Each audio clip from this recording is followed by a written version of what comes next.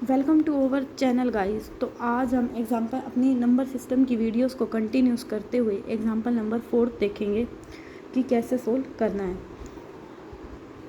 मैं उम्मीद करती हूँ कि आप ये एग्जाम्पल करने से पहले आपने जो एग्जाम्पल नंबर 3 है वो वीडियो को अच्छे से देखा होगा, क्योंकि उसमें मैंने आपको बेसिक बताया था पाइथागोरस थ्योरम के बारे में कि उस क्वेश्चन को उसमें हमें रूट 2 दिया हुआ था कि कैसे सोल्व करेंगे। अब इस क्वेश्चन में हमें दिया हुआ है रूट 3 को किस टाइप से सोल्व करेंगे। स्टार्ट करते हैं वीडियो।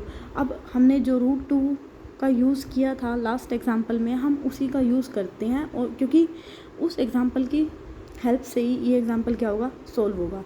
तो सबसे पहले हम एग्जाम्पल नंबर 3 जो कि रूट 2 को दिखाते हैं नंबर लाइन पे हमने कैसे सोल्व किया था। तो चलिए मैं आपको यहाँ पे थोड़ा डिटेल में ना बताते हुए उसको थोड़ा फास्ट करूँगी, क्योंकि मैंने अपने लास्ट वीडियो में आपको वो चीज़ अच्छे से बता दी थी। आपने उस वीडियो को देखा होगा। तो चलिए सबसे पहले हम रूट 3 को नंबर लाइन पे दिखाने से पहले रूट 2 को नंबर लाइन पे दिखाएंगे। तो सबसे पहले हमने यहाँ पे मैंने ऑलरेडी नंबर लाइन बना रखी है, तो चलिए स्टार्ट करते हैं। सबसे पहले हमने एक 1 सेंटीमीटर डिस्टेंस की एक लाइन ड्रॉ की, ठीक है।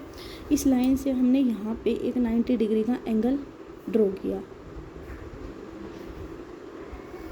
ओके।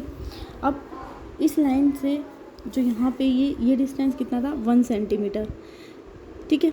इसी डिस्टेंस का हमने यहाँ पे यूज़ कर लिया 0 से, इसको मैच करते हैं हम, थोड़ा सा आगे है, ठीक है, 0 से लेके यहाँ तक, यानी कि ये पॉइंट कहाँ पे आ रहा है, यहाँ पे, ठीक है, 1 सेंटीमीटर। अब इन दोनों पॉइंटों को हमने क्या कर दिया, मर्ज कर दिया, ठीक है।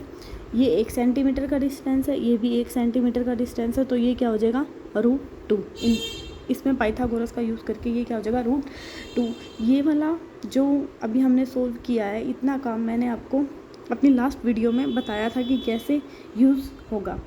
तो यहाँ पे पाइथागोरस का यूज़ किया है हमने। हाइपोटेन्यूज का स्क्वायर किसके इक्वल हो जाएगा, परपेंडिकुलर का स्क्वायर प्लस में बेस का स्क्वायर, ठीक है। अब इसी चीज़ का यूज़ हम एग्जांपल नंबर 4 को सोल्व करते हैं, यानी कि हम रूट 3 दिखाते हैं कि नंबर लाइन पे क्या होगा।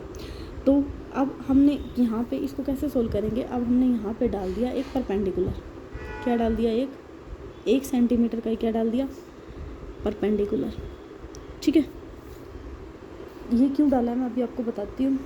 और यहाँ पे अब हमने इस लाइन को और इस लाइन को क्या कर दिया, मर्ज कर दिया। इस लाइन को क्या कर दिया, मिला दिया। तो मिलाइए इस लाइन को,